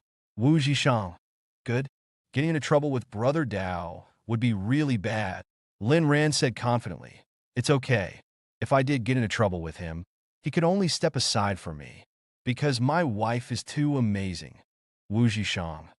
Lin, I'm starting to think that you're becoming more and more arrogant. Lin Ran didn't want to waste time with idle chatter. Listen, help me contact Brother Dao. Tell him that I want to do business with him. There was silence on the other end of the phone before his friend finally spoke. Dude, are you serious? What are you trying to do? Talking business with Brother Dao? Wasn't that like dancing on the edge of the law? Lin Ran. Are you going to help me or not? If Wu Zhishang didn't help him, then Lin Ran was prepared to get Luo Yao's help. He didn't want to tell Luo Yao what he was doing. He was worried that she would worry. Wu Zhishang. Fine, I'll help you. I have a jerk cousin who works for Brother Dao. Lin Ran. Thanks, buddy. After hanging up, Lin Ran's eyes started to tear up. Of course, Lin Ran knew that Wu Zhishang's cousin worked for Brother Dao. That's why he reached out to him directly. After he died in his previous life, Wu Zhishang was the first person to find out. He knew about it even before Luo Yao. That day, Wu Zhishang had been waiting downstairs, and he risked everything to help Lin Ran escape from the manor. Wu Zhishang couldn't believe what had happened. He had called the police, but Lin Jian, Lu Rushue, and Lu Yuemei had claimed that Lin Ran had accidentally fallen. And with Lin Tianba's influence, no investigation was made, and Wu Zhishang had broken down. He hated his own uselessness and hated that he had led Lin Ran to his death. He finally understood that allowing Lin Ran to become the young heiress kept man might have been a better choice. At least that way he wouldn't be dead. After his grief, he sought revenge. He had reached out to his cousin, and his cousin had, without hesitation, asked Brother Dao for help. Brother Dao was generous and allowed Wu Zhishang to borrow men. Unfortunately, one of his cousin's lackeys happened to recognize Lin Jian. For 10,000 yuan, he sold the information to Lin Jian. Lin Jian had that lackey get Wu Zhishang drunk. He then got the man to encourage Wu Zhishang to go and get his revenge. The grieving Wu Zhishang was defenseless. After drinking, he got in his car to seek revenge against the Lin family, not knowing that the car had been tampered with. Wu Zhishang had been drunk driving, causing a terrible accident that broke both of his legs. He was in a wheelchair ever since. At that time, Lin Ran was desperately trying to stop him, but as a soul, there was nothing he could do. In reality, within the hour that Wu Zhishang had the car accident, Luo Yao had already had the Lin family arrested. It was like fate was playing games, always causing the innocent to suffer. Wu Zhishang, his friend for life. In the afternoon, after receiving the call, Lin Ran finally left the house. Kyoto was incredibly prosperous, but behind the prosperity was a hidden world of the unspoken. An unfinished building was not as simple as it seemed. You're Lin Ran? When Wei Xiang saw Lin Ran's car, he was shocked. He hadn't realized that his cousin had such a rich friend. Lin Ran nodded, a hint of curiosity in his eyes. Hello, I'm Lin Ran. Lin Ran didn't dislike Wei Xiang, not in this lifetime anyway. A hint of curiosity in his eyes is more descriptive. Not in this lifetime anyway provides a subtle context. Everyone had their own path, and the events of his previous life weren't Wei Xiang's fault. He hadn't even known about the traitor in his ranks. Besides, Lin Ran wasn't exactly a saint these days. Any naivety he might have once had was long gone. Not exactly a saint is a common Western way to express a moral gray area. Wei Xiang, eager to please, shook his hand warmly. Hi, I'm Wei Xiang, Wu Zhishang's cousin. I'll take you to see Knife. Eager to please provides more characterization. Following Wei Xiang into the dilapidated building, they entered a hidden elevator in a secluded corner. Lin Ran was amazed by the sheer absurdity of it all. Sheer absurdity is more dramatic than amazing. Who would have guessed that beneath such a ruin lay a glittering, money-fueled den of vice? They descended to the third basement level. Descended is a more sophisticated word choice. Exiting the elevator, Lin Ran saw a caged boxing ring. He'd never seen one in person before, but from movies, he recognized it as an underground fight club. The ceilings were exceptionally high, and the space had been cleverly designed. Lin Ran and Wei Xiong walked up to the second floor VIP box, which offered an optimal view of the ring below. Optimal view is more descriptive, VIP box more specific. Inside, Lin Ran saw the man who was the undisputed king of Kyoto's underworld. Knife, as he was called. Knife was a man in his late 30s, and his name was apt. A jagged scar slashed diagonally across his face from temple to chin. King of Kyoto's underworld has a more powerful feel. Apt and jagged are more evocative. That he was alive after such a grievous injury was a testament to his sheer luck and his ruggedness. Testament to his sheer luck is a more Western expression. Ruggedness is more descriptive and fitting for a man who has survived a violent attack. Wei Xiong had done time with Knife, and they had a good relationship, so Knife valued him. Wei Xiong walked confidently to the sofa on one side of the box. Knife! I brought him. This is Lin Ran. He's a classmate of my cousin. Lin Ran nodded toward Knife, who appraised him with a sharp gaze. A young man, he thought, probably looking to hire me to deal with someone. Then he looked again. Well-dressed, probably a rich kid. Then a realization hit him. Shit, isn't this the guy who's with Lao Luo? What's he doing here? Added italics to show internal thoughts and shit to show a stronger reaction. Lao Luo has been kept as the name has been introduced before and is more effective here.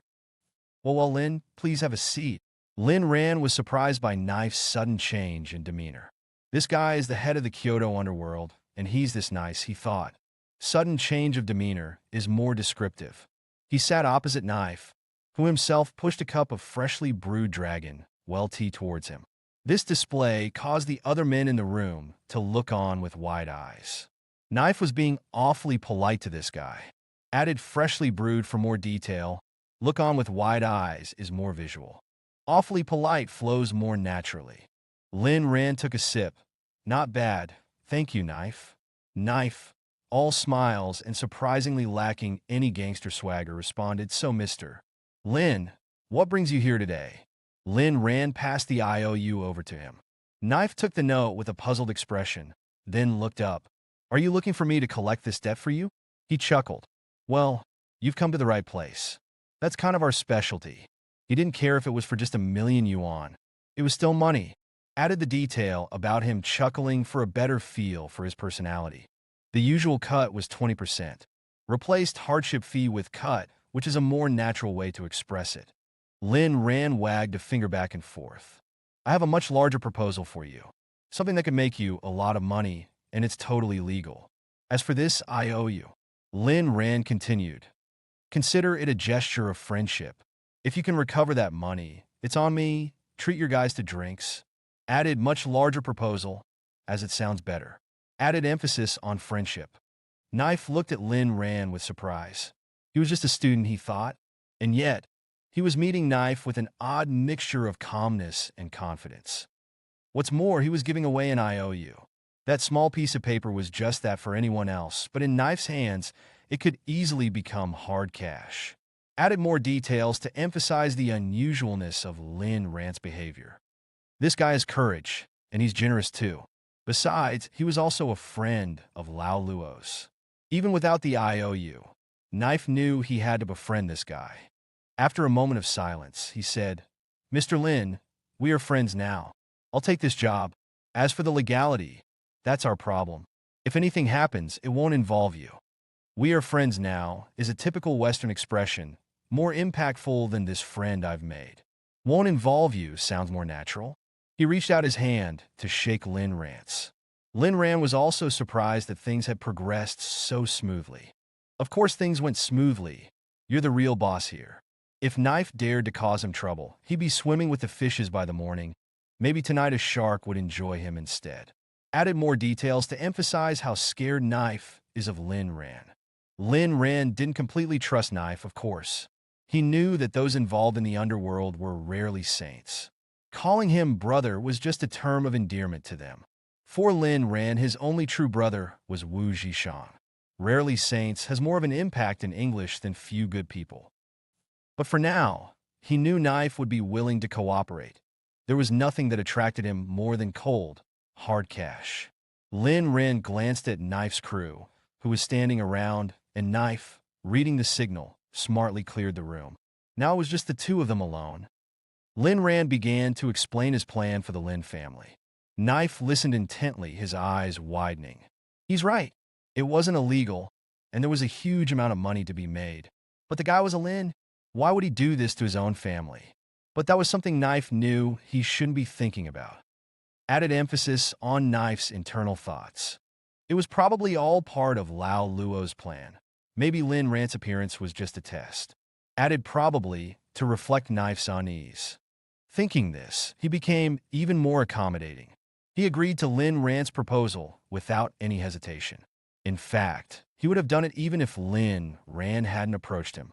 But this had all been set up by Lin Ran. He was giving him the opportunity, so he felt a surge of goodwill towards him. He even offered to show him around the rest of the establishment. Surge of goodwill is more impactful than good feeling. Lin Ran agreed, curious to see more. It was daytime, so the underground entertainment center was relatively deserted. Added relatively deserted for clarity. They reached the second floor, and Lin Ran was immediately stunned by the sight before him. Immediately stunned is more dramatic. It was a massive pit of wealth. A casino, something he'd only ever seen in movies. But now it was real and in front of him. Pit of wealth sounds more dramatic. There were only a dozen or so people gambling at a few card tables. A dozen or so is a common English way to phrase it. Knife said, "Want to try your luck, Lin? If you lose, it's on me." Lin Ran shook his head. "I stand against gambling and drugs." "I stand against gambling and drugs" is a much stronger statement for an English-speaking audience than "I am incompatible with gambling and drugs." Yeah, you just conveniently left out prostitution, Knife thought. Seeing Lin Ran's disinterest, Knife just laughed and let it go. Let it go is a better expression than didn't say anything. Just then, a loud commotion came from the card tables. A man had been kicked to the floor. "I told you I don't do that shit. Why do you keep asking?" Looking for a beating, do that shit, and looking for a beating are more relatable in the context of the underworld for a Western audience. The entire casino was silenced immediately. Knife's face had turned as black as thunder. Everyone knew there was gambling and prostitution in his establishment, but never drugs. As black as thunder is a common idiom that flows better than the original description. No one knew why a black market boss had a no-drugs rule, but it was the rule, and that was that. Knife turned to Wei Xiong, his voice cold. "That's one of your men, isn't he?" Wei Xiong, his face beaded with sweat, responded, "Yes, Knife. His name is Zhang Dehai. I'll get him sorted for you." Face beaded with sweat is more visual. He quickly grabbed Zhang Dehai and yanked him to his feet, snatching the drugs out of his hand. "You got a death wish? You dare sell that stuff here?" Lin Ran narrowed his eyes. If he wasn't mistaken, this was the traitor from his past life, the one who had sold him out to Lin Jian. Narrowed his eyes is a common visual cue in English. Sold him out is a more natural way to say betrayed in this context. Zhang Dehai knew how dangerous Wei Xiong could be. Beneath Wei Xiong's easygoing nature was a brutal streak that would surface when pushed too far. Easygoing nature and brutal streak are more descriptive terms. He also knew that Wei Xiong's weakness was his loyalty, so he started to sob. "Brother Xiong, I messed up. I'm so sorry. My wife is in the hospital, and my son is gone. Not talking to us? I had no choice. I needed quick cash for my wife's medical bills for my daughter's college fees. Please, just this once, have mercy on me. I know I shouldn't be selling this stuff in here, but I'm desperate. I don't know what else to do," he wailed. Messed up is a common English term for made a mistake. Added emotional detail, using terms like have mercy and wailed. Wei Xiong paused, visibly affected by his pleas. He had bought the act completely. Bought the act is a common idiom for being fooled by a performance. Knife, a seasoned veteran of the underworld, saw right through him. Seasoned veteran is a more visual way to say experienced. "Xiong, rules are rules. I'm not going to repeat myself. A guy like that in your crew will get you hurt." Rules are rules is a more natural expression. Wei Xiong bit his lip, obviously torn. Biting lip is a common English visual cue for indecision. Lin Ran realized Wei Xiang wasn't cut out for this life. What Knife said was true. Wasn't cut out for this life is a common idiom. Zhang Dehai had indeed become a traitor eventually. Recalling Wu Zhishang's fate in his previous life, a sudden rage flared within him, but he managed to suppress it. Lin Ran glanced around and picked up a club, handing it to Knife without a word. Club is a more natural word choice here than stick. Knife looked surprised, then smiled as he took it. He walked over and offered the club to Wei Xiang. Do what you have to do. Wei Xiang squeezed his eyes shut, then opened them, revealing an unnerving glare. He grabbed the club and brought it down hard on Zhang Dehai's leg. How many times have I told you? You can't sell this stuff. You think my rules don't apply to you? He shouted, his voice raw. Unnerving glare is more evocative. You think my rules don't apply to you? Is more impactful. Zhang Dehai's screams echoed throughout the casino, but nobody seemed to care. He was a two-bit criminal, a gambler, a user, and a pimp who was selling drugs on Knife's turf. He deserved everything he was getting. Two-bit criminal, gambler, user, and pimp are more evocative descriptions in English. He deserved everything he was getting is a more common expression. Zhang Dehai, his legs broken, passed out from the pain. Knife nodded, and his men dragged the body out of sight.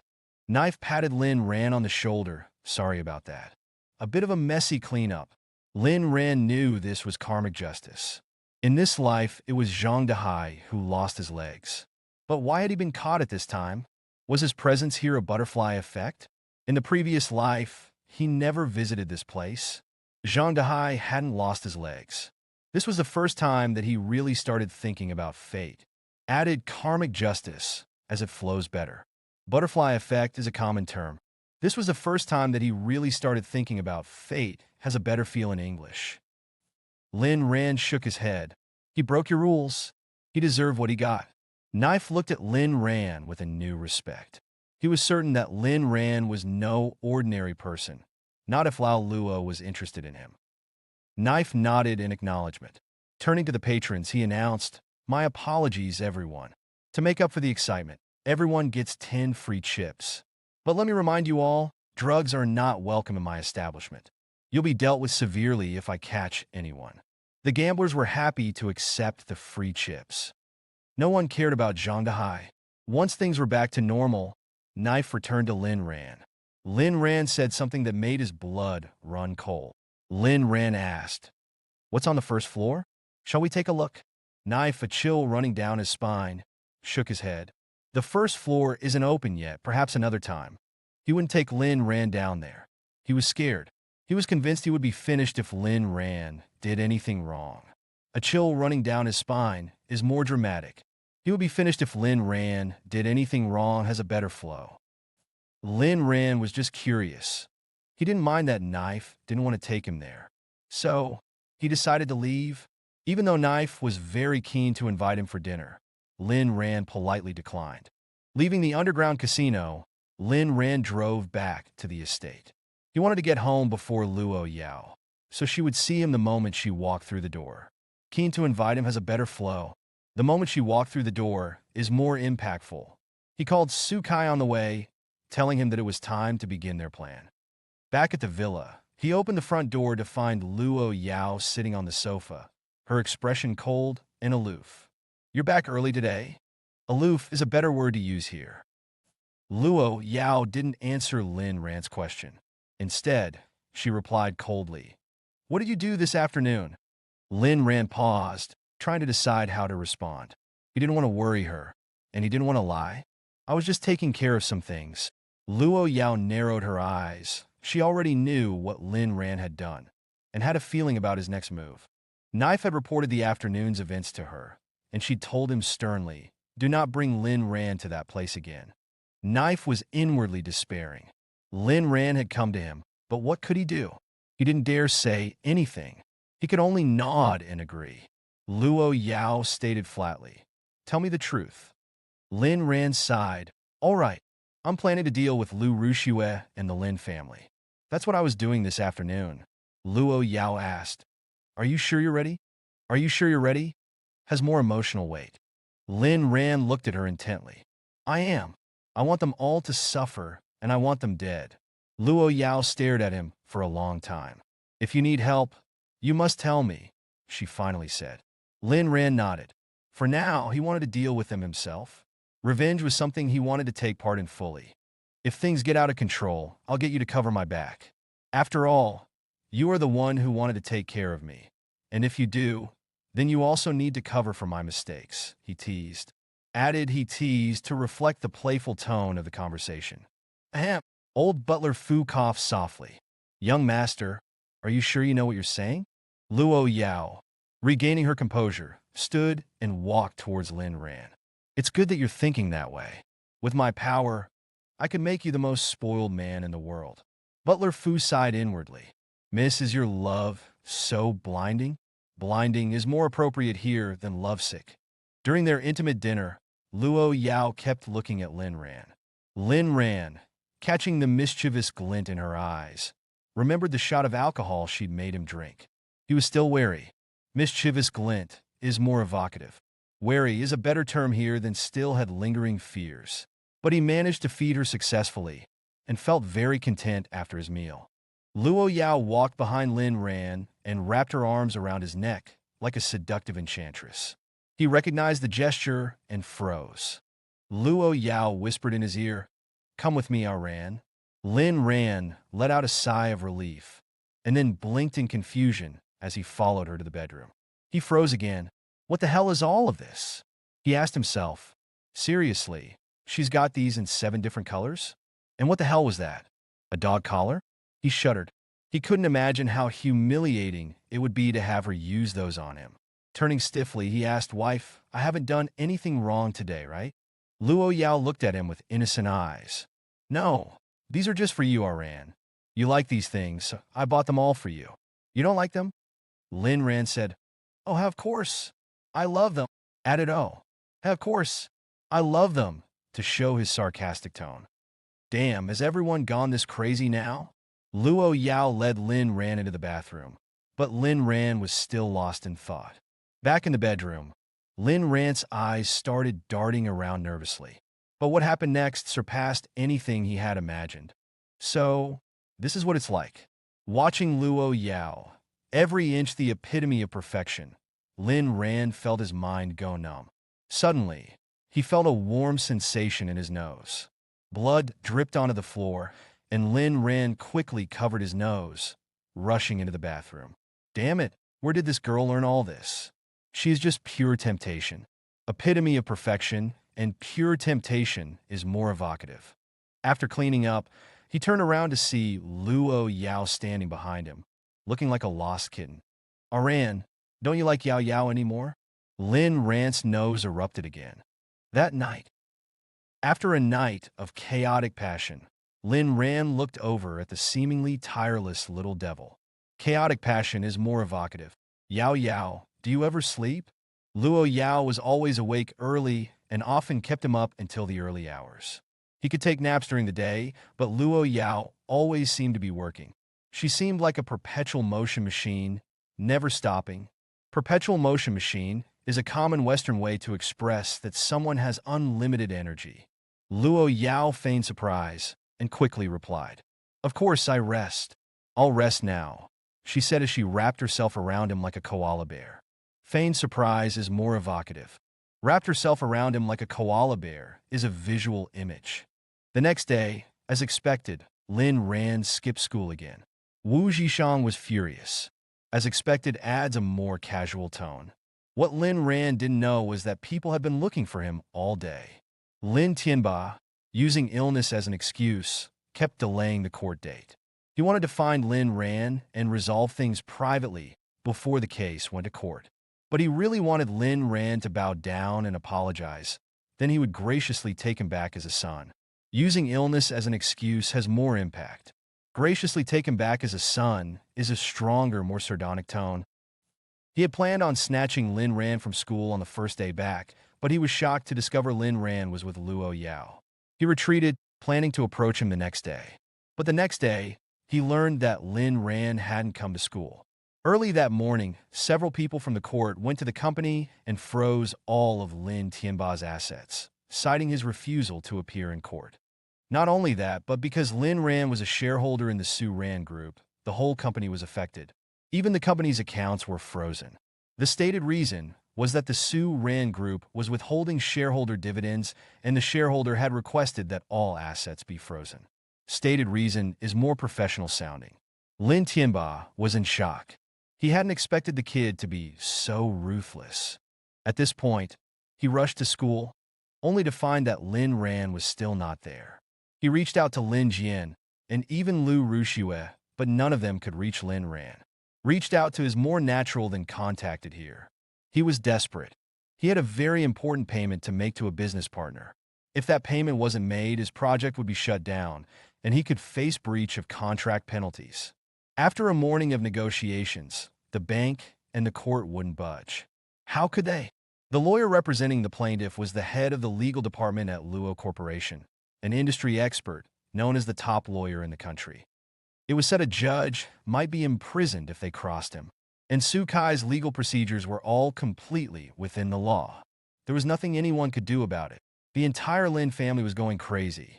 Lin Tianba was so stressed that he had a heart attack and went to the hospital. Lu Ruxue reached out to Wu Zhishang, only saying that she needed to speak with Lin Ran without mentioning the reason. Of course, Wu Zhishang refused to help. Lu Ruxue had to ask other students for assistance. By noon, she had finally tracked him down by contacting one of his classmates. Lin Ran answered his phone only to hear Lu Ruxue's voice. "Is that Lin Ran? Your uncle is very worried. Could you please?" Lin Ran cussed it under his breath and hung up. Damn it. The phone rang again, and he immediately hung up again. He knew why Lin Tianba was desperate to speak with him. It had to be because of Su Kai's legal moves. "If you want to delay payments, we will wait and see who gets desperate first." Cussed under his breath is more descriptive. "Delay payments, we will wait and see who gets desperate first" is a more natural way to put it. Just as Lin Ran was feeling satisfied, Wu Zhishang called him. "Lin, your stepmother Lu Yueme is causing a scene at the principal's office, saying that if you don't show up, she'll tell the whole school that you're the reason why your father is in hospital. The principal said that she is out of control. She said that you are ungrateful, and after the Lin family raised you all these years, that you were driving them to ruin. The principal asked me to talk to you about it. He's trying to keep Lu Yueme calm right now. I'm disgusted. That family is truly vile. You've suffered a lot, bro," Wu Zhishang continued. Lin Ran was silent for a moment, realizing they must have been pushed to the edge. Lu Yueme was too vain to do that under normal circumstances. Pushed to the edge is a common idiom. Too vain to do that under normal circumstances has a better flow. "It's okay. I'll go and see what she wants." Lin Ran knew he had to make a high-profile return. He went to his closet and picked out an outfit that would befit a man in power. Luxurious but not ostentatious, the kind of attire that showed an individual of great substance. Although he wasn't used to wearing watches, he decided to put on a Patek Philippe 5208T. He then pulled up in his Koenigsegg. Befit a man of power and an individual of great substance have a better feel in English. A car that was worth over $1 million, a watch worth $500,000, and a suit that cost over $100,000. Lin Ran was a walking stack of cash, making a very showy entrance as he left the estate and headed to school. A walking stack of cash is a visual way to emphasize how expensive he was. His car was already registered with the gate system, so the barrier automatically raised for him. As he entered the campus, a wave of envious looks followed him. A wave of envious looks is more visual and descriptive. The science building, the teaching building, the dorms were full of faces peering through the windows. The Koenigsegg was just too cool. The last time he drove it to the school was during summer vacation, but now was the start of term. The new students on the sports field stopped their training and stared at the car. Once Lin Ran pulled into the parking lot, the drooling started again. He moved slowly and deliberately, attracting a chorus of admiring looks. He walked to the principal's office, and when he entered, he saw Lu Yueme sprawled on the floor, kicking and screaming. Several security guards were standing there, looking completely helpless.